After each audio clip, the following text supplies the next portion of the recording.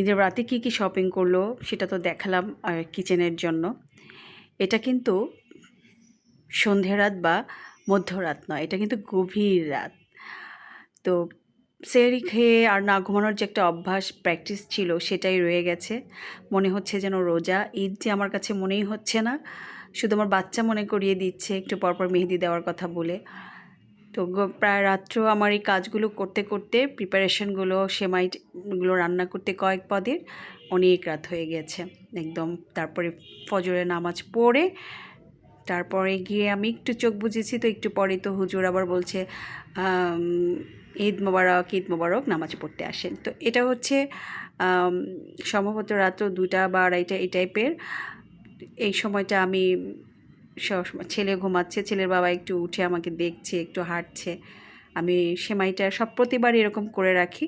আমার বাবার বাসায় বিয়ের আগে যখন ঈদগুলো করতাম মজার, আম্মুকে দেখতাম এরকম রাত জেগে অনেক কাজ গুছিয়ে রাখতেন। সকালে খুব ভোরে উঠে জাস্ট শুধু রান্নাটা বসিয়ে দিতেন, হতে যতক্ষণ নামাজ থেকে এসে আমার আব্বু খেতেন, আমরা খেতাম, মজা করতাম আমরা ভাই বোনরা। তো এই তো এখন আমি এখানে 2 রকমের সেমাই, একটা হচ্ছে নারকেল দিয়ে একটা সেমাই আছে, সেটা করব।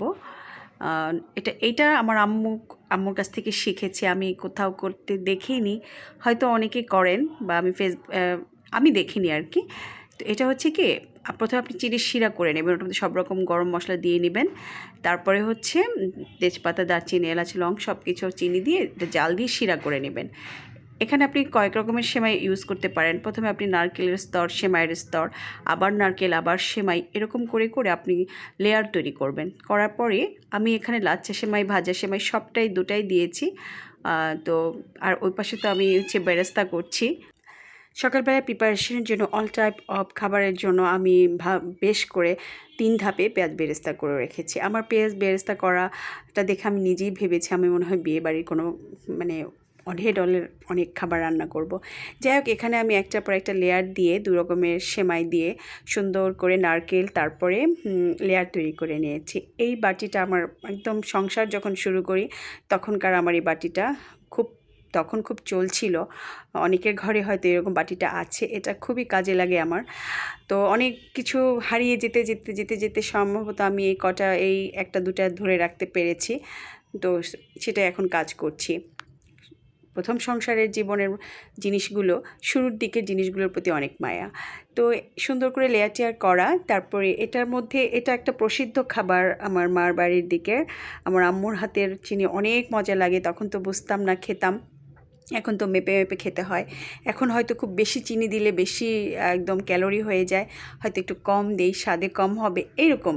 কিন্তু যদি আমার নিজেরটা আলাদা করে রাখি তাহলে সেটার মধ্যে আমি চিনি একদমই কম দিই। আর আমার ছেলের বাবা প্রচুর চিনি পছন্দ করেন, 2 জন 2 মেয়ের মানুষ, তো ওনার জন্য আবার আলাদা। এই যে আমার দেখেন চিনির শিরাটা, যেমন আপনারা মিষ্টি চিনির শিরা করেন না, ওরকম আর কি। আমি এখন এটা দিয়ে দিচ্ছি সুন্দর করে। তারপরে এখানে যে একটু দারচিনি পড়েছে, লবং, এই এলাচি পড়েছে, এটা আমি তুলে ফেলবো। হ্যাঁ, এটা আমি তুলে ফেলবো। আর এই সেমাইটা আপনার সকালবেলায় খেতে যে কি মজা। এখন আবার একটা দুধ সেমাই করব, সেটার জন্য এই যে গুঁড়ো দুধ, আমি সবসময় ডিপ্লোমা দুধটাকে প্রিফার করি, ভালো লাগে এর একটা স্মেল।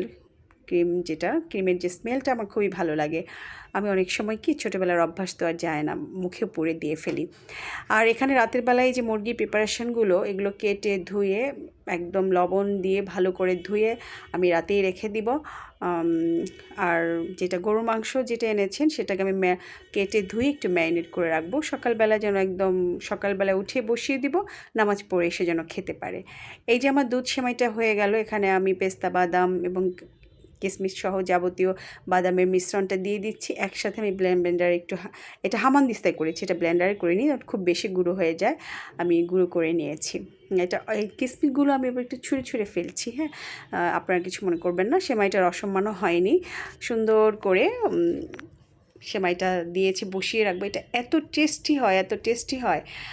এই হচ্ছে আমার 2 টাইপের সেমাইয়ের। এটা হচ্ছে আমার ছেলের বাবার জন্য একদম বেশি মিষ্টি দিয়ে করা এটা, আর আরেকটা হচ্ছে আমাদের জন্য।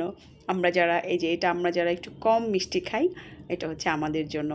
কাজ করতে করতে কিন্তু গভীর রাত, একটু পরে ফজরের আজান দিয়ে দিবে, আর আমার কাজগুলো গোছানো হয়ে গেছে আলহামদুলিল্লাহ। এখন আল্লাহকে ডেকে তারপরে একটু যদি চোখটা খুলি, সকালবেলা উঠি তো ঈদ মোবারক হয়ে যাবে। ঈদ মোবারক।